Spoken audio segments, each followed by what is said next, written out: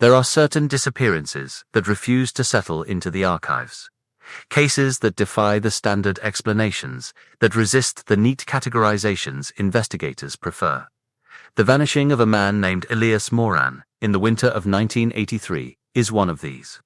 It occurred in a stretch of northern wilderness, so remote that most maps do not bother to mark it. A place where the forest presses in from all sides, and the cold is a physical presence that weighs on the body and the mind. The official record states that Moran, a field biologist working alone at a research station near Frostline Outpost, disappeared during a routine excursion and was never found. The file was closed after 8 months.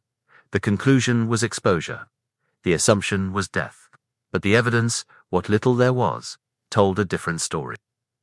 Moran had been stationed at the outpost since late November, tasked with documenting wildlife patterns in the region as part of a larger ecological survey. He was 41 years old, experienced in wilderness work, and known for his methodical approach to both his research and his survival practices. He kept detailed logs of his daily activities, maintained regular radio contact with the field office 200 miles south, and followed strict protocols regarding safety and emergency procedures. He was not reckless, he was not unprepared.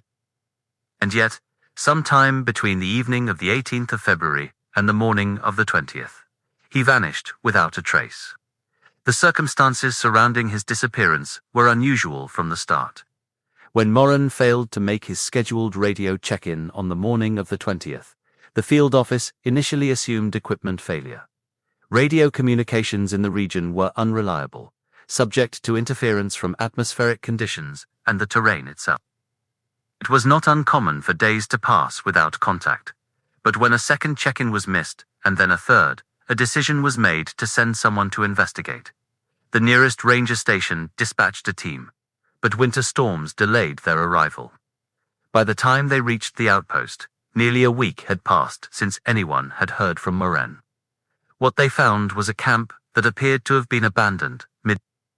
The outpost itself, a prefabricated structure erected decades earlier for forestry operations, was intact and secure. Inside, Moran's personal belongings were arranged with the same precision he was known for. His clothing hung on hooks. His field equipment was stored in labeled containers. His sleeping bag was rolled and placed on the bunk. The interior showed no signs of struggle, no evidence of panic or hasty departure. But Moran was not there, and neither was any indication of where he had gone. The most telling detail was the state of his research. Moran's field journals, which he updated daily, were found stacked neatly on the desk. The most recent entry was dated the 18th, 2 days before he had been expected to make contact. The entry described a discovery he had made during a survey trek earlier that day, something he referred to only as an irregularity in the landscape. He noted coordinates, mentioned an intention to return to the site with additional equipment, and recorded a series of observations that were, in retrospect, deeply unsettling. He wrote that the area felt wrong, that the usual sounds of the forest were absent, that the trees surrounding the site exhibited unusual growth patterns. The entry ended abruptly, mid-sentence, as though he had been interrupted or had decided not to continue writing. The search that followed was hampered by weather and distance. The region around Frostline Outpost was a labyrinth of frozen lakes and dense coniferous forest, much of it impassable except on foot or by snowmobile. Teams combed through the surrounding wilderness, following the coordinates Moran had noted in his journal, searching for any sign of his passage. They found tracks leading away from the outpost, faint impressions in the snow that suggested Moran had left on foot, moving northwest into a particularly remote section of forest. The tracks were clear for the first mile, then became erratic, as though he had been wandering without direction. After 2 miles, the tracks disappeared entirely, as if he had simply ceased to exist. No body was ever recovered. No equipment was found. No further evidence emerged to explain what had happened or where Moran had gone. The investigation continued for months, expanding outward from the outpost in concentric circles, covering hundreds of square miles of wilderness. Helicopters equipped with thermal imaging flew search patterns over the forest. Dive teams searched beneath the ice of nearby lakes. Tracking dogs were brought in, but they lost the scent at the same point where the footprints ended. It was as though Moran had walked into the forest and been erased. The official conclusion, reached after exhaustive analysis and reluctant acceptance, was that Moran had become disoriented during his excursion and had succumbed to hypothermia somewhere in the wilderness. This was the most logical explanation, the one that fit the framework of known risks and understood dangers. But it did not account for the strangeness of the scene at the outpost, for the abrupt ending of the journal entry, or for the testimony of a trapper who claimed to have seen lights moving through the forest on the night Moran disappeared. Lights that did not behave like lanterns or headlamps, but moved in patterns that suggested something else entirely. There were other details that never made it into the official reports. Small inconsistencies that, when examined together, suggested a narrative more complicated than simple exposure. The condition of Moran's equipment, which showed no signs of use in the days before his disappearance, despite his journal indicating he had been conducting field. The testimony of a supply pilot who had flown over the region the day before, Moran vanished and had reported seeing what he described as a disturbance. In the forest canopy, a large circular area where the trees appeared to have been flattened or displaced. And then there were the photographs, discovered months later in Moran's belongings. Images that documented something he had found in the days before he vanished. Something that should not have been there.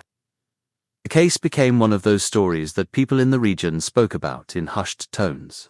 A cautionary tale about the dangers of working alone in the wilderness, about the ease with which the forest could swallow a person whole. But for those who studied the file closely, who examined the evidence with a critical eye, the case was something more. It was a puzzle with missing pieces, a narrative that refused to resolve into a coherent whole. It was a reminder that there are places in the world where the rules we take for granted do not seem to apply, where the boundary between the known and the unknown is thinner than we would like to believe. What follows is an attempt to reconstruct what is known about the disappearance of Elias Moran, to lay out the evidence as it exists, and to explore the questions that remain unanswered. It is not a solution. It is not a conclusion. Frostline Outpost sits at the edge of a vast expanse of boreal forest that stretches across the northern reaches of the province, a landscape defined by its remoteness and its harshness. In winter, the region is transformed into a monochrome world of white and grey, where temperatures routinely drop below -40 degrees Celsius, and the snow accumulates in drifts that can bury entire structures. The days are short, the nights are long, and the silence is profound.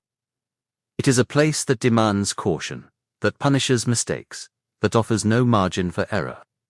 The outpost itself was constructed in the 1960s as a base for timber survey operations, back when the logging companies were pushing deeper into the untouched wilderness in search of old-growth stands. It consisted of a single rectangular building, roughly 20 feet by 30, with walls of corrugated metal and a steeply pitched roof designed to shed snow. Inside was a single room divided into functional areas, a sleeping quarters with 2 bunks, a workspace with a table and shelves, and a small area for food preparation and storage. There was no running water, no electricity beyond what could be generated by a portable unit, no amenities beyond the bare necessities required for survival. It was a utilitarian structure, designed for short-term occupation by people who understood the risks of the environment. By the time Moran arrived in late November of 1983, the outpost had been largely abandoned for years. The timber company that had built it had gone bankrupt, and the structure had been left to the elements. It had been maintained intermittently by government agencies, repaired when necessary, but never upgraded, serving as a base for occasional research operations, or as emergency shelter for travelers caught in bad weather. Moran had been assigned to the outpost for a 3-month period, tasked with conducting a winter wildlife survey as part of a broader ecological assessment of the region. He had accepted the assignment, knowing he would be alone, knowing the conditions would be difficult, knowing that help, if needed, would be days away. The landscape surrounding the outpost was a dense tangle of black spruce, jack pine, and tamarack. interspersed with frozen muskeg and narrow, ice-choked streams. The terrain was flat for the most part, broken occasionally by low ridges of exposed rock left behind by glaciers thousands of years ago. Visibility was limited to a few dozen yards in most directions, the trees standing so close together that navigating without a compass was nearly impossible. In summer, the area was a maze of standing water and thick underbrush. In winter, it became a frozen labyrinth, the snow piled deep between the trees, the cold pressing in from all sides. The nearest human settlement was a tiny community, more than 80 miles to the south, accessible only by a network of logging roads that were barely maintained and frequently impassable. The nearest ranger station was even farther, situated on the edge of the wilderness at a point where the forest began to give way to more populated areas. Communication with the outside world was limited to a shortwave radio, temperamental at best, subject to interference from the terrain and the weather. Moran had been provided with emergency beacons, flares, and other safety equipment, but the reality was that in the event of a serious problem, he would be on his own for days, possibly weeks, before help could arrive. Moran had arrived at the outpost in late November, flown in by a bush pilot who landed on the frozen surface of a nearby lake. The pilot had helped him unload his supplies, had checked to make sure the outpost was in acceptable condition, and had departed with a promise to return in March to retrieve him and his research data. For the next 3 months, Moran would be the only human being in a 70-mile radius, a solitary presence in a landscape that had been empty of people for longer than anyone could remember. The work itself was routine, at least on paper. Moran was tasked with documenting the presence and behavior of various wildlife species in the region, with particular emphasis on predators such as wolves and lynx. He was to conduct regular transects through the forest, recording tracks, scat, and other signs of animal activity. He was to monitor any kills he discovered, to document feeding patterns, to note the condition of the prey species. It was the kind of work that required patience and attention to detail, the kind of work that Moran had been doing for most of his professional life. His daily routine was methodical. He rose before dawn, ate a simple breakfast, and prepared his equipment for the day's excursion. He dressed in layers, aware that even a small mistake in clothing selection could lead to frostbite or worse. He carried a pack with emergency supplies, a radio, a compass, maps, and the various tools of his trade. He left the outpost each morning, following predetermined routes through the forest, stopping frequently to record observations, to take photographs, to collect samples. He returned before dark, prepared his evening meal, updated his field journals, and checked in with the field office via radio. The work was solitary, but not lonely. Moran was comfortable in his own company, comfortable in the wilderness, comfortable with the rhythms of the work. But as the weeks passed, his journal entries began to reflect a growing unease. He noted that the forest seemed quieter than it should be, that the usual signs of wildlife activity were less frequent than expected. He mentioned encountering areas where the snow appeared to have been disturbed, not by animals, but by something else, something that left no clear tracks. He described experiencing moments of disorientation, brief episodes where he felt as though he had lost his sense of direction, despite having a compass and clear landmarks. These entries were not alarming on their own, but they suggested a pattern, a sense that something in the environment was not quite right. In mid-January, Moran noted in his journal that he had discovered an anomaly during one of his survey trips. He described finding an area, roughly circular in shape, and perhaps 100 feet in diameter, where the trees appeared to have been affected by some unknown force. The trunks were twisted, their bark scarred in ways that did not correspond to fire or disease or storm damage. The snow within this area was thinner than elsewhere, as though it had been compacted or melted and then reformed. And at the center of the area was a depression, a shallow indentation in the ground that measured approximately 10 feet across. Moran took photographs of the site, collected samples of the soil and bark, and marked the location on his maps. He noted that the area gave him an inexplicable sense of unease, a feeling that he could not shake even after he had left the site and returned to the outpost. Over the following weeks, Moran returned to the site multiple times. Each visit produced new observations, new questions. He noted that compasses behaved erratically within the circular area, their needles spinning without settling on any consistent direction.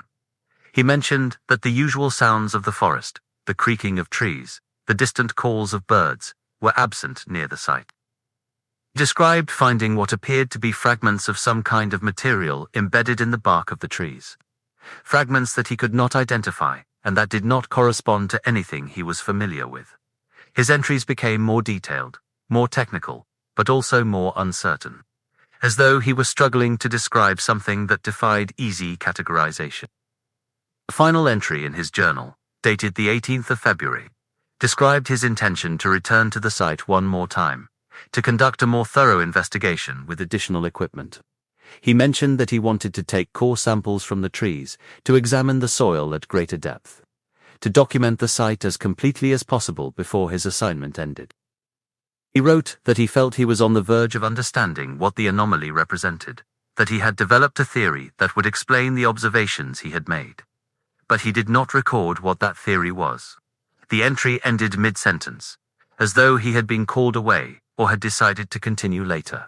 He never did. The forest surrounding Frostline Outpost was not a place where strange things were supposed to happen. It was remote, yes, and harsh, but it was also well understood, mapped and surveyed and documented by generations of foresters and biologists.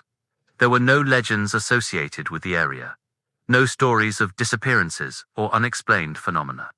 It was simply a stretch of wilderness, one of many in the Northern Territories, indistinguishable from the thousands of square miles of forest that surrounded it.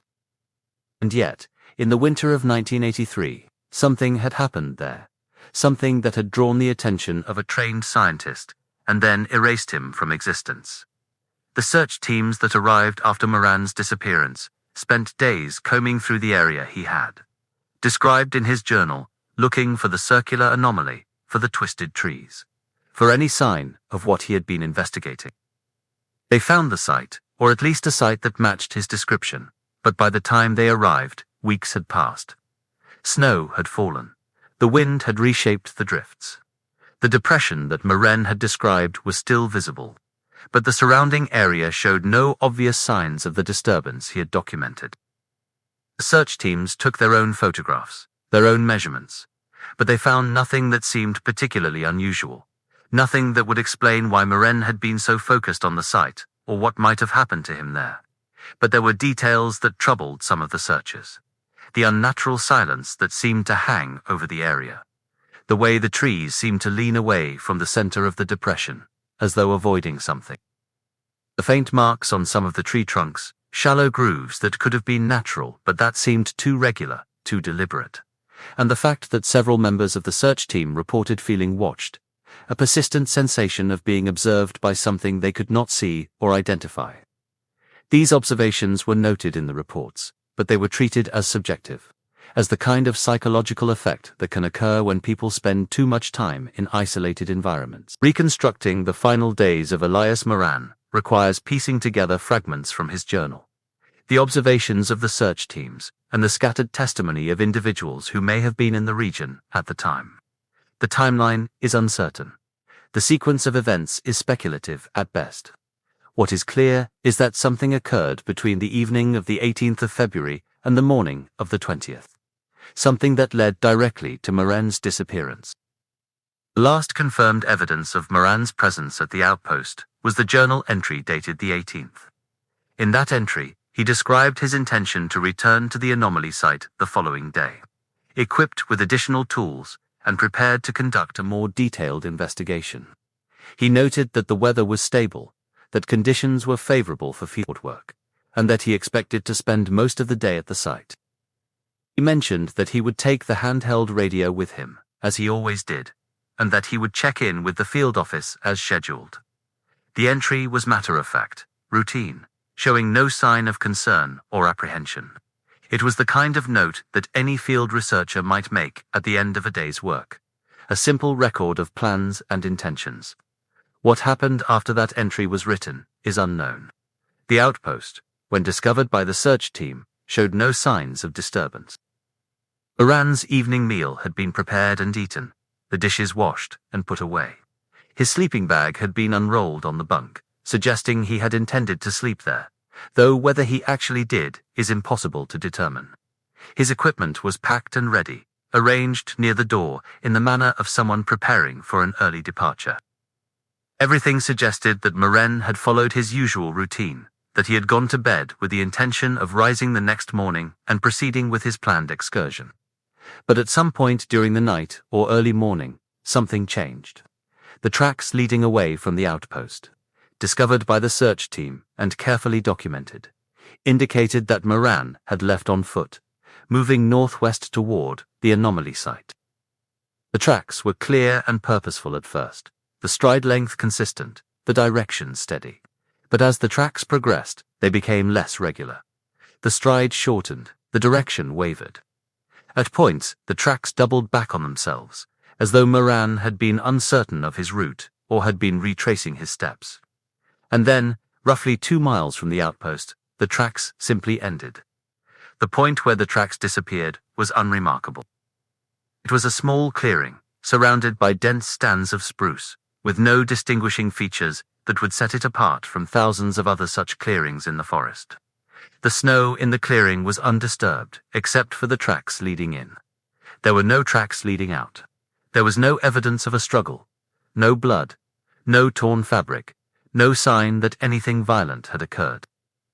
Search teams examined the area exhaustively, probing the snow with poles, digging down to the frozen earth, searching for any indication of what might have happened. They found nothing. The prevailing theory among the investigators was that Moran had broken through a layer of snow covering a depression or a hidden stream, that he had fallen and been injured, and that his body was buried somewhere beneath the snow. But this theory had problems. The ground in the clearing was solid, frozen to a depth of several feet. There were no streams in the area, no depressions large enough to hide a body.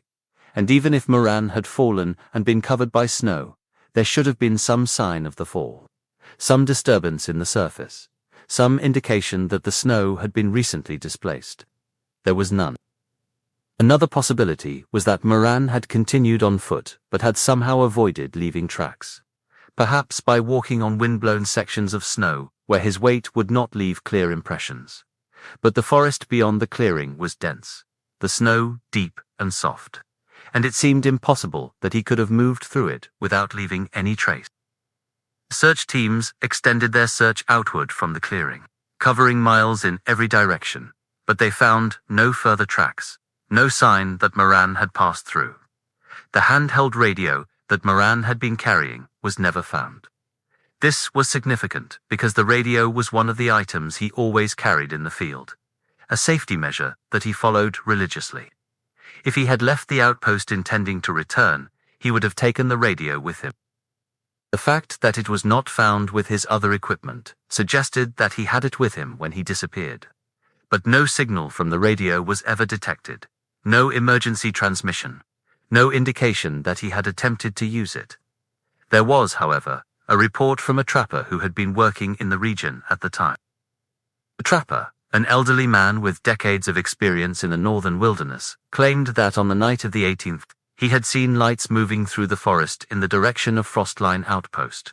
He described the lights as bright, almost blindingly so, and said that they moved in a manner that was unlike any natural phenomenon he had ever witnessed. They did not flicker like fire. They did not sweep like smoke.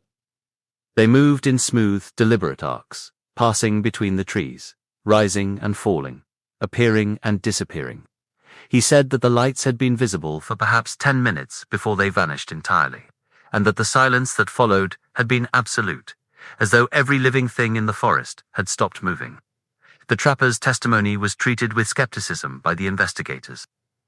He was known to be a reliable witness, but the lights he described did not correspond to anything that could be easily explained. There were no aircraft in the area that night, no vehicles, no other people.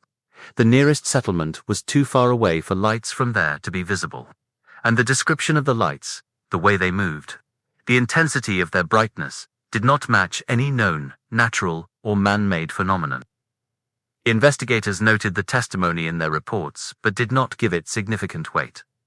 It was filed as an interesting but ultimately irrelevant detail. One of many odd observations that tend to accumulate in cases involving remote wilderness areas. But there were other reports, less official, that added to the strangeness. A supply pilot who had flown over the region the day before Moran disappeared mentioned that he had seen what looked like a disturbance in the forest canopy. A circular area where the trees appeared to have been pushed down or displaced. He said that the area had been large, perhaps 100 feet across, and that it had been located in the general vicinity of where Moran had been working. He had not thought much of it at the time, assuming it was the result of a windstorm or some other natural event, but when he heard about Moran's disappearance, he had come forward with the information. Another individual, a forestry worker who had been traveling through the region several weeks before the disappearance, reported experiencing a similar sense of unease in the area where Moran's tracks had ended. He described feeling as though he were being watched, as though something were observing him from the trees, though he could never see anything when he looked. He said that the feeling had been so strong that he had cut his work short and left the area earlier than planned. He mentioned that his compass had behaved strangely while he was there, the needle oscillating wildly, refusing to settle on a consistent bearing. These reports, taken individually, could be dismissed as anecdotal, as the kind of subjective experiences that can occur in isolated environments. But taken together, they suggested a pattern, a sense that the area around Frostline Outpost was somehow different, that it was a place where the normal rules did not entirely apply. The investigators were reluctant to acknowledge this, reluctant to entertain explanations that strayed too far from the conventional. But the evidence, what little there was, pointed toward something that resisted easy categorization. The photographs that Moran had taken in the days before his disappearance were discovered months later, stored in his belongings at the field office. The images showed the anomaly site, the circular area with the twisted trees and the central depression. But there was something else in the photographs, something that had not been mentioned in Moran's journal. In several of the images, there was a faint distortion visible near the center of the depression. A blurring of the image that could have been a camera malfunction, but that seemed too localized, too specific. In one photograph, the distortion appeared to have a shape, a vague outline that suggested something solid, something with volume and presence. Experts who examined the photographs could not explain the distortion. The camera had been functioning properly, the film had been processed correctly, and there was no evidence of tampering or manipulation. The discovery of the photographs added another layer of mystery to the case. What had Moran been photographing? What was the distortion in the images? Had he seen something at the site that he had not recorded in his journal, something that had prompted him to return for a more detailed investigation? The questions multiplied, but the answers remained elusive. The final piece of evidence came from an unexpected source. Nearly a year after Moran's disappearance, a hiker exploring the region stumbled upon a piece of equipment in the forest, several miles east of the outpost and far outside the established search area. It was a compass, one of the models that Moran had been known to carry. The compass was in poor condition, the casing cracked, the glass face shattered. But when it was cleaned and examined, investigators noticed something unusual. The needle was bent, warped in a way that suggested it had been exposed to an intense magnetic field. The needle no longer pointed north. It no longer pointed anywhere. It simply hung loose in the housing, responding to no external force. The discovery of the compass raised more questions than it answered. How had it ended up so far from the outpost? What had caused the needle to warp? The official investigation into the disappearance of Elias Moran was one of the most extensive search operations conducted in the region in decades. Over the course of 8 months, more than 100 personnel were involved in efforts to locate the missing biologist, including search and rescue teams, forestry officials, provincial authorities, and volunteers from nearby communities. Helicopters flew grid patterns over the forest. Ground teams on snowshoes and snowmobiles combed through hundreds of square miles of terrain. Tracking dogs were brought in, though they proved largely ineffective in the deep snow and extreme cold. Despite these efforts, not a single definitive trace of Moran was ever found. The lead investigator assigned to the case was a seasoned officer with extensive experience in wilderness recovery operations. He had overseen dozens of searches over his career, most of them resolved within days, either with the missing person found alive or their remains recovered. This case was different from the start. There was no clear point of departure, no obvious explanation for why Moran would have left the safety of the outpost. No trail to follow beyond the tracks that ended inexplicably in the clearing. The investigator later wrote in his final report that the case represented a failure, not just of the search effort, but of understanding. That despite all the resources deployed and all the evidence collected, they were no closer to knowing what had happened than they had been on day one. The investigation began with a thorough examination of the outpost. Every item was catalogued, every surface examined for clues.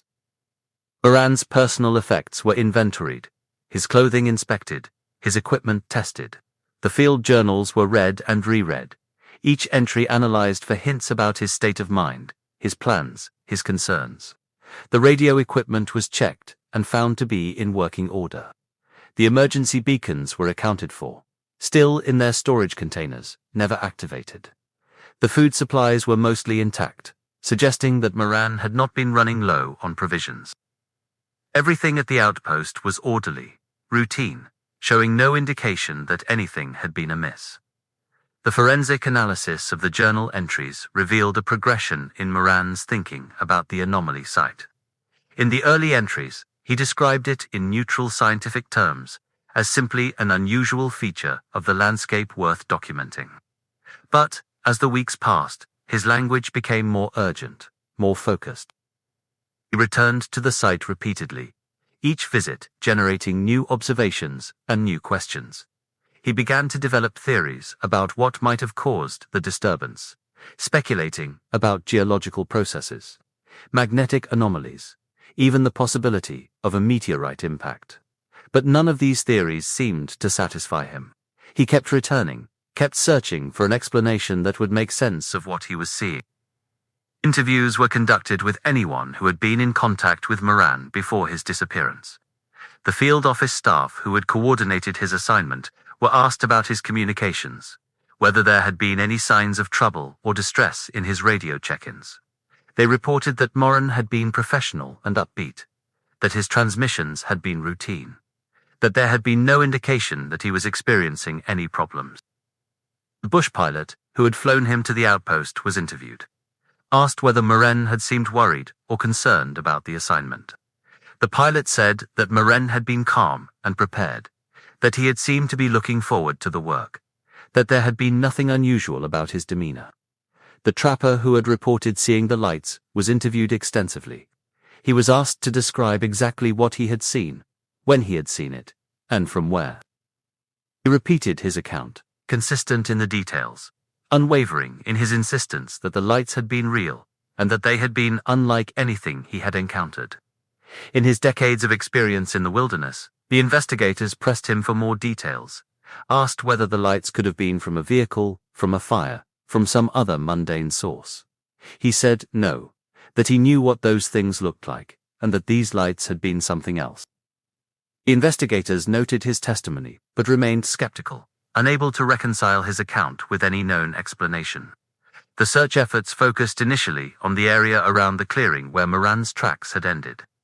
Teams worked outward from that point, establishing a grid pattern and methodically covering every square foot of terrain.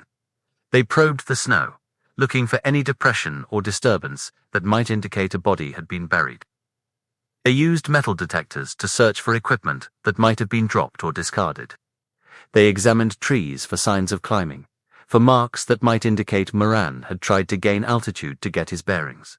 They found nothing. As the search area expanded, the teams began to explore the anomaly site that Moran had documented in his journal. The site was located approximately 3 miles northwest of the clearing where the tracks ended, deeper into the forest and in an area that was even more difficult to access.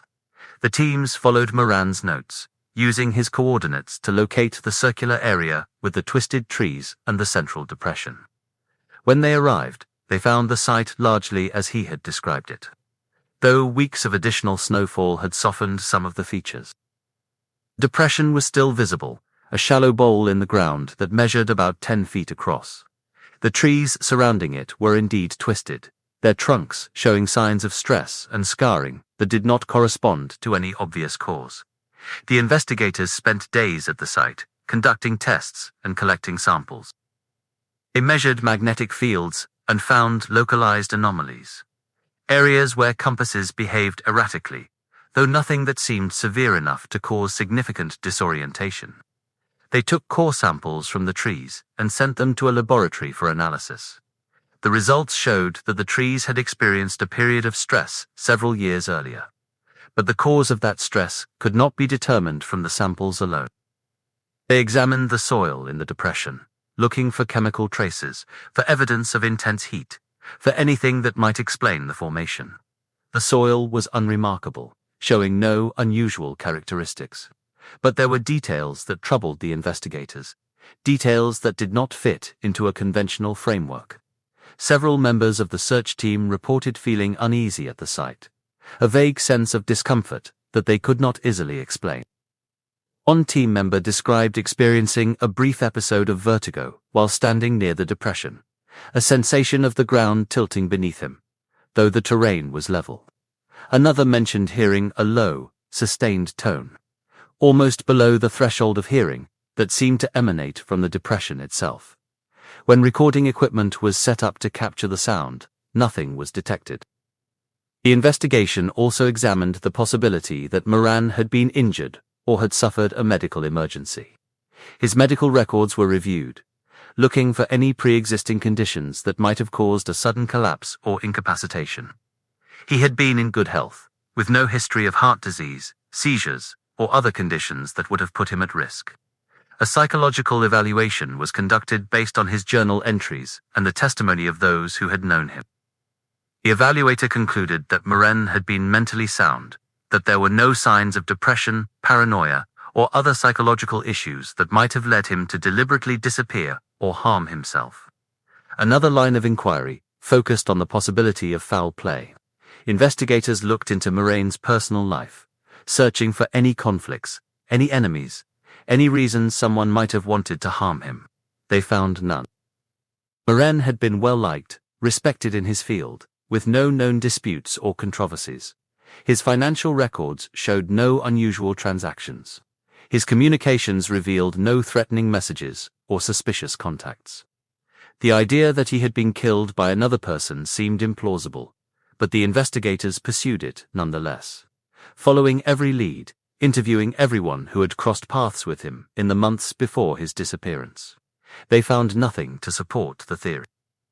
As the months passed and the search continued to yield no results, the investigation began to take on a more speculative character. Theories were proposed that would have been dismissed early on, but that now received serious consideration. There was talk of Moran having encountered wildlife, though no tracks or scat had been found at any of the key locations. There was talk of environmental hazards, though no toxic substances had been detected. There was even talk, quietly and never officially recorded, of the anomaly site itself being somehow responsible, of it being a place where the normal laws of physics did not apply, where people could vanish without explanation. The photographs found in Moran's belongings were examined by multiple experts. Image analysts studied the distortion visible in some of the frames, attempting to determine whether it was a camera artifact, a processing error, or something captured in the scene itself. The consensus was that the distortion was real, that it represented something in front of the lens when the photograph was taken. But what that something was could not be determined. Some speculated that it was an atmospheric phenomenon, a pocket of air with unusual refractive properties. Others suggested it might be a technical glitch, a flaw in the film or the camera mechanism. But none of these explanations fully accounted for the appearance of the distortion, for the way it seemed to have shape and presence. The investigation officially concluded in October of 1984, 8 months after Moran's disappearance. The final report ran to more than 300 pages and included witness statements, forensic analysis, search logs, and extensive documentation of the efforts that had been undertaken. The conclusion was that Moran had died of exposure in the wilderness, though his body had not been recovered and might never be. The case was classified as a tragic accident, a reminder of the dangers inherent in working alone in remote environments. The file was closed and archived, and the search was called off. But for those who had worked the case, for those who had spent months in the forest searching for answers, the official conclusion felt inadequate. It explained nothing. In the years following the disappearance, numerous theories emerged to explain what had happened to Elias Moran near Frostline Outpost. Some were grounded in rational analysis, attempts to construct plausible scenarios based on the available evidence. Others ventured into more speculative territory, invoking phenomena that lay outside the boundaries of conventional science. None were ever proven. None were ever definitively disproven. What follows is an examination of the most prominent theories, each one an attempt to impose order on a case that seemed to resist explanation. The most straightforward theory, and the one favored by the official investigation, was that Moran had become disoriented during his excursion to the anomaly site and had succumbed to hypothermia in the wilderness. This theory was based on the known dangers of working in extreme cold, the fact that even experienced outdoorsmen could lose their bearings in dense forest, and the reality that bodies in such environments could remain undiscovered indefinitely. According to this explanation, Moran had ventured away from the outpost, had become confused or lost, and had eventually collapsed from cold and exhaustion. His body, according to this theory, was buried somewhere beneath the snow, or hidden in a depression or ravine where search teams had not thought to look. The problem with this theory was the lack of supporting evidence. Moran had been carrying navigation equipment, including a compass and maps. He had been following a route he had traveled multiple times before. And most significantly, his tracks had ended in a clearing with no apparent exit, suggesting that he had not simply wandered off into the forest, but had disappeared from a specific location. The theory also did not account for the trapper's report of strange lights, for the distortion in Moran's photographs, or for the warped compass discovered months after the disappearance. A second theory focused on the possibility of a medical emergency. According to this explanation, Moran had suffered a sudden cardiac event, a stroke, or some other catastrophic health crisis while in the field. He had collapsed, and his body had been covered by snow before search teams arrived. This theory had the advantage of simplicity and required no assumptions about unusual phenomena or unexplained events. But it too had significant weaknesses. Moran had been in good health with no known risk factors.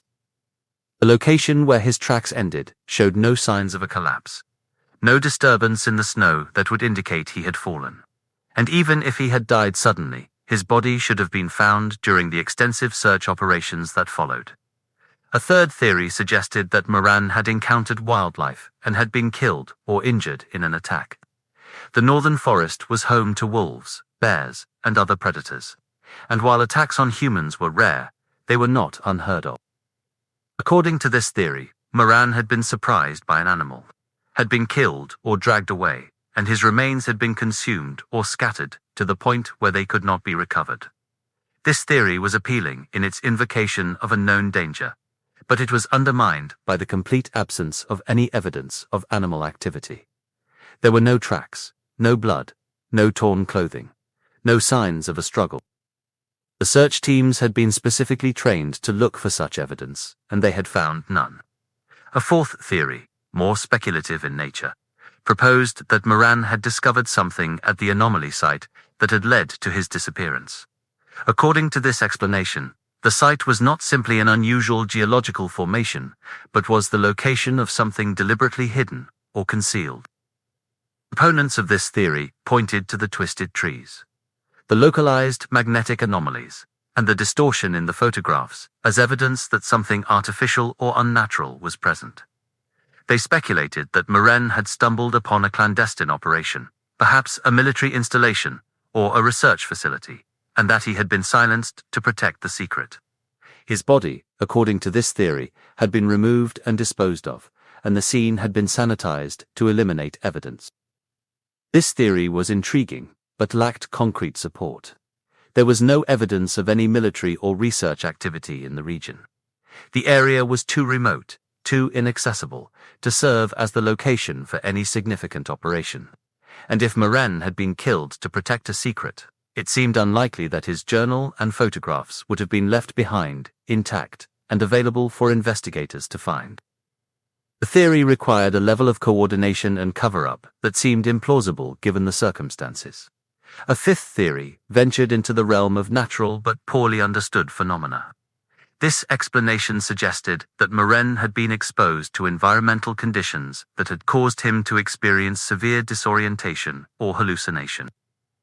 Infrasound, low-frequency sound waves below the threshold of human hearing, has been known to cause feelings of unease, anxiety, and even visual distortions. Certain geological formations can generate infrasound through wind interaction or seismic activity. According to this theory, the anomaly site was a location where such conditions existed, and Moran had been affected by them during his visits. His final excursion had resulted in such severe disorientation that he had wandered away from the clearing and become lost, eventually succumbing to exposure in a location far from where search teams were looking. This theory had some scientific plausibility, but it was difficult to test. Measurements taken at the anomaly site after Moran's disappearance had not revealed any unusual levels of infrasound or other environmental hazards. However, proponents argued that such phenomena could be transient, present only under specific atmospheric or seismic conditions, and that they might not have been detectable when the measurements were taken. The theory remained speculative, lacking the kind of empirical support needed to make it convincing.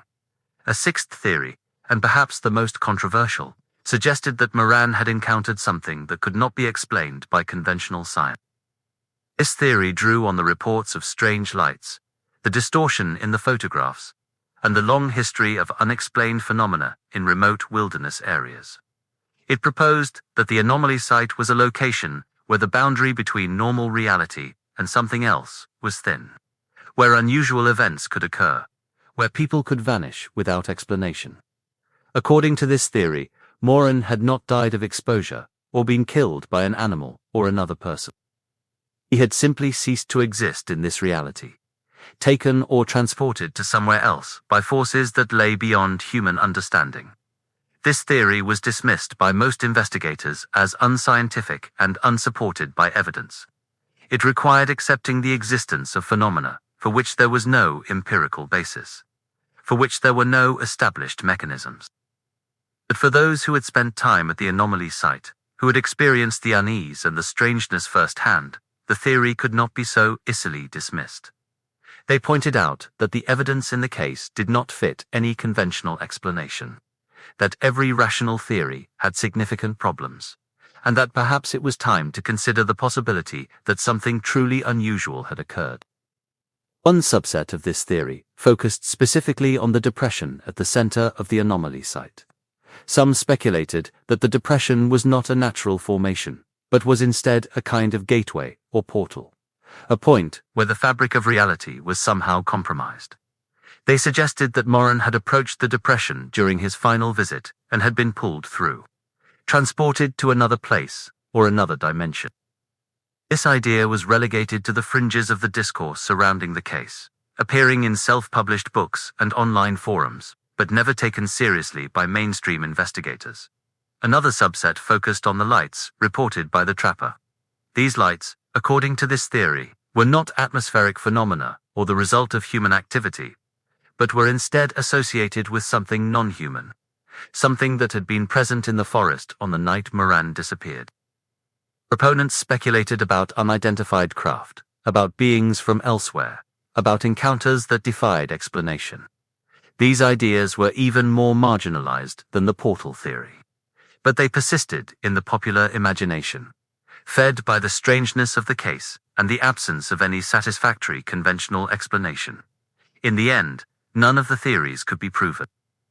Each one rested on assumptions that could not be verified, on interpretations of evidence that were open to debate, on explanations that raised as many questions as they answered. The disappearance of Elias Moran remained what it had always been, an unsolved mystery, a case that defied resolution. More than 40 years have passed since Elias Moran vanished near Frostline Outpost. The case has long since been closed, the files stored in an archive facility where they gather dust alongside countless other forgotten investigations. The outpost itself no longer exists. The structure collapsed under the weight of accumulated snow sometime in the late 90s. The metal walls buckling and the roof caving in until there was nothing left but a rusted ruin slowly being reclaimed by the forest. The region remains as remote and inaccessible as it was in 1983, a place where few people venture and fewer still remain for any length of time. The forest around the outpost is as silent and empty as it has always been. The trees stand in their endless ranks, indifferent to the human dramas that play out beneath their branches. The snow still falls thick in winter, covering everything in layers of white, erasing tracks, burying secrets. Cold still presses in from all sides, a physical force that penetrates clothing and skin and bone, that tests the limits of human endurance. It is a landscape that does not forgive mistakes, that does not yield its mysteries easily, that holds on to what it takes. The anomaly site that Moran documented in his journal is still there, though few people know exactly where it is. The coordinates he recorded have been used by occasional researchers and curiosity seekers to locate the area, but most who visit find nothing unusual. The depression is still visible, a shallow indentation in the ground that could be mistaken for a natural feature. The trees still show signs of stress and scarring, though years of additional growth have softened the appearance. And there are still reports, from time to time, of compasses behaving strangely in the area, of people experiencing unease or disorientation, of a persistent feeling that something is watching from the shadows. The case has become part of local folklore, a story told in small communities and around campfires, embellished with each retelling until it is difficult to separate fact from fiction. Some versions claim that Moran's ghost still haunts the forest, searching for a way back to the world he left behind. Others say that the anomaly site is cursed, that anyone who ventures too close will suffer the same fate. Still others insist that Moran discovered something he was not meant to find, and that he was taken by forces that do not want to be revealed. These stories are dismissed by some as superstition, but they persist because they speak to something deeper, a recognition that the wilderness holds mysteries that may never be understood. Over the years, there have been occasional attempts to reopen the investigation. New technologies have emerged, tools that were not available in 1983, and some have argued that these could be used to search the area more thoroughly, to find evidence that was missed the first time. Ground-penetrating radar, advanced thermal imaging, DNA analysis techniques that can extract information from minute traces of biological material. All have been proposed as ways to potentially solve the case. But these attempts have never gained traction. The region is too remote, the costs too high, the likelihood of success too uncertain. The case remains closed, not because it has been solved, but because there is no reasonable prospect of solving it.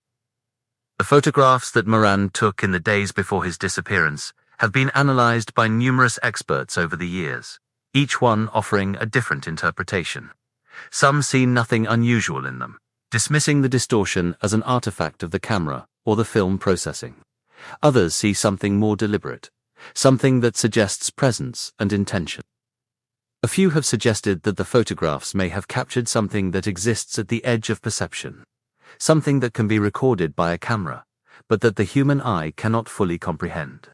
The images remain enigmatic, open to interpretation, a visual puzzle that has no solution. Moran's family, what remains of it, has long since stopped seeking answers. The grief has dulled over the decades, replaced by a kind of acceptance. There is a small memorial in the town where Moran grew up, a plaque bearing his name and the dates of his birth and disappearance. He is remembered as a dedicated scientist, a man who loved the wilderness and who died pursuing his work. This narrative is comforting in its simplicity. and it allows for a kind of closure that more complicated explanations do not. It is easier to accept that he died of natural causes, lost in the forest he loved, than to entertain the possibility that something stranger occurred. But there are those who cannot let go. Researchers, amateur investigators, individuals drawn to the unexplained. They continue to study the case, to sift through the evidence, to search for patterns that others have missed. They correspond with one another, sharing theories and insights, building elaborate frameworks to explain what happened. Some travel to the site, braving the difficult access and the harsh conditions, hoping to find something that will break the case open. They return with stories of their own, of strange sensations in the forest, of equipment malfunctions, of moments where the boundary between reality and something else seems perilously thin. None of them have found the answer. None of them ever will. The forest does not give up its secrets. It is a place that exists outside the normal flow of time, where things happen that cannot be explained, where phenomena occur that blur the line between the natural and the supernatural. The disappearance of Elias Morin is not the only mystery associated with the region. There are others, stories of people who have vanished without a trace, of travelers who have reported seeing things that should not exist, of places where the usual rules do not seem to apply. These stories are part of the fabric of the place, woven into its identity, accepted by those who live nearby as an inevitable consequence of living on the edge of the unknown. In the end, the case of Elias Morin is less about what happened than about what remains unknown. It is a reminder that there are still places in the world that resist understanding, that hold on to their mysteries with a tenacity that no amount of investigation can overcome. It is a testament to the limits of human knowledge, to the fact that not everything can be explained, that some questions do not have answers, and it is a warning, perhaps, that there are boundaries that should not be crossed, territories that should remain unexplored, things in the wilderness that are better left undisturbed. The file will remain archived, a collection of documents and photographs and unanswered questions. The forest will continue to stand, silent and indifferent, keeping whatever secrets it holds. And the story will continue to be told, passed from one generation to the next. A cautionary tale about the dangers of the northern wilderness and the mysteries that lie within it. It is a story without an ending, a case without a solution. A disappearance that has become a permanent fixture in the landscape of the unexplained. Elias Morin left the outpost on the morning of the 19th of February, 1983. He walked into the forest, following a route he had traveled many times before, heading toward a site that had captured his attention and his curiosity. What he found there, what happened to him, whether he is still out there somewhere in the frozen wilderness, or whether he passed beyond the reach of this world entirely. No one knows. The evidence points in too many directions. The theories cancel one another out. The truth, if there is a truth, remains hidden, buried somewhere in the snow, in a place where no one has thought to look, or in a place that cannot be reached by any means available to us. What remains is the story, and the questions it raises. What was the anomaly that Morin documented in his journal? What caused the distortion in his photographs? Why did his tracks end in that clearing, with no indication of where he went or what became of him? What were the lights that the trapper saw moving through the forest? These questions have no answers, and perhaps they never will. But they persist, because they touch on something fundamental, a recognition that the world is larger and stranger than we are willing to admit, that there are places where the familiar gives way to the unknown, where the rational gives way to the inexplicable. The file is closed, but the case is not over. It will never be over, because it cannot be resolved. It exists in a state of perpetual uncertainty, a mystery that resists all attempts at solution. And in that sense, it is a perfect representation of the northern wilderness itself, a place of beauty and terror, of silence and secrets, of darkness that does not yield to light. The forest keeps what it takes. The snow covers what it wishes to hide. And the cold, the relentless, all-consuming cold, preserves everything. Freezing moments in time, holding them in stasis, waiting for something or someone to disturb the silence and bring them back into the world. But no one will disturb that silence. The access routes to Frostline Outpost have been reclaimed by the wilderness. The roads grown over, the paths erased. There is no reason for anyone to go to that place anymore. No work to be done, no resources to extract, nothing to draw people into that remote corner of the forest. The anomaly site, the depression in the ground, the twisted trees, they are alone again. As they were before Moran arrived, as they will be long after the last person who remembers the case has died. And perhaps that is as it should be. Perhaps some places are meant to remain untouched. Some mysteries are meant to remain unsolved. Some stories are meant to remain incomplete. The disappearance of Elias Moran near Frostline Outpost is one of those stories. It is a fracture in the fabric of the known, a gap where certainty should exist but does not, a space where the rational gives way to the inexplicable.